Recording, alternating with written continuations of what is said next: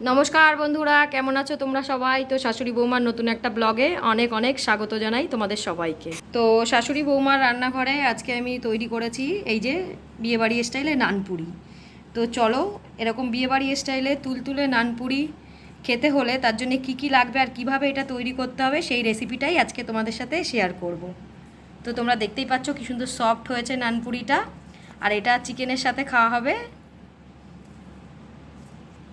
তো তোমরা স্কিপ না করে ভিডিওটা দেখো, আমি উপকরণ থেকে শুরু করে কিভাবে এটা তৈরি করব সমস্তটা দেখিয়ে দেব আজকের ব্লগে।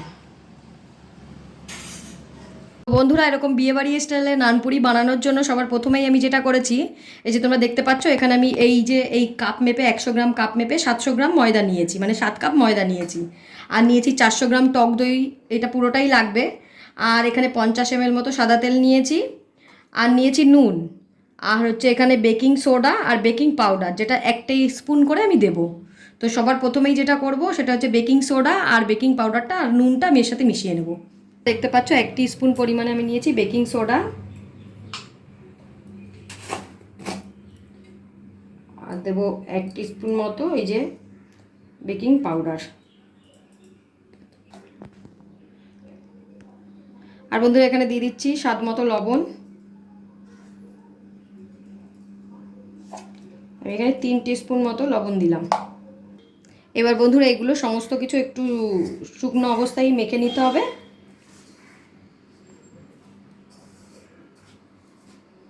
এটা আমি মেখে নিয়েছি। এবার আমি যে টক দইটা নিয়েছিলাম সেই টক দইটা দিয়ে দেবো।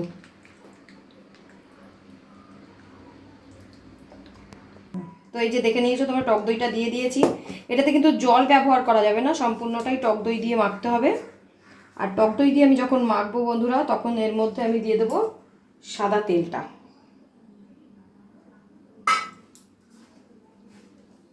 এবার এটা ভালো করে মেখে তবে ঢাকা দিয়ে 3 ঘন্টা মতো রেখে দিতে হবে। 3 ঘন্টা না হলেও বন্ধুরা কম করে 1 থেকে 1.5 ঘন্টার জন্য কিন্তু এটা ঢাকা দিয়ে রাখতে হবে, তবেই কিন্তু বিয়েবাড়ি স্টাইলে ফুলকো ফুলকো নানগুলো হবে।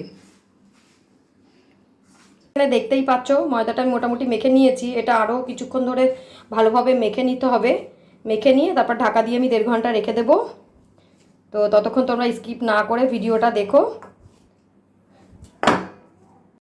আমি এখানে নানপুরি বানানোর জন্য ময়ানটা মেখে এই যে রেখে দিয়েছিলাম, তোমরা দেখতেই পাচ্ছ কি সুন্দর সফট হয়েছে।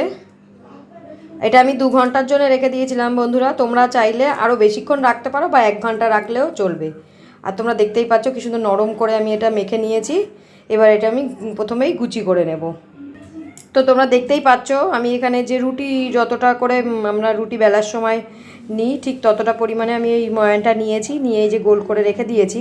এবার আমি এক একটা করে নানপুরি বেলন চাকিতে বেলে নেব। প্রথমে একটু তেল দিয়ে নেব।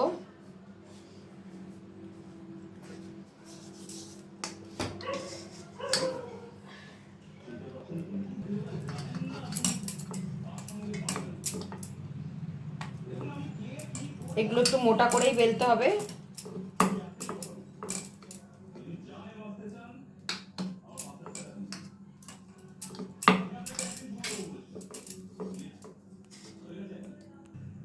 তো তোমরা দেখতেই পাচ্ছ কেমন সাইজের আমি এটা বেলেছি। এবার এক একটা করে যে বেলে নিয়ে এদিকে কড়াইতেও তেল গরম করে নিয়েছে, সেটাতে দিয়ে এবার এগুলো ভেজে নিতে হবে।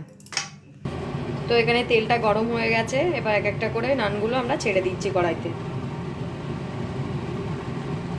নানগুলো খুব ডিপ ফ্রাই করা যাবে না, একটু বেশি করে তেল দিয়ে অল্প আছে এটাকে একটু সাদা সাদা থাকবে সেইভাবেই ভাজতে হবে। তো বন্ধুরা তোমরা দেখতেই পাচ্ছ এখানে মা একটু সাদা সাদা করেই নানগুলো ভেজে নিয়েছে। এবার নানটা তুলে নিচ্ছে।